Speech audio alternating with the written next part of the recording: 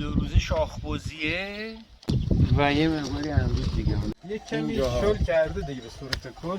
این اتفاق ببین میفته. چه گنبد صلبی ارزشی داره که بتونیم تحت روادید خودمون جزئیات نهایی کار رو پیش ببریم که ببینن چی کار میشه. دستشویی یک کدوم 8 فوته، 9 فوت میشه 3 متر. تخت 4 ستون هم میخوره.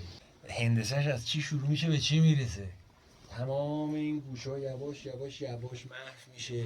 مهندس خسته نباشین.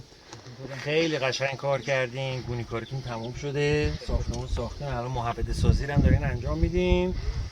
و من این شانس رو داشتم که بتونم بیام یه مقداری باهاتون اندود کار بکنم. شانس ماست و سعادت ماست.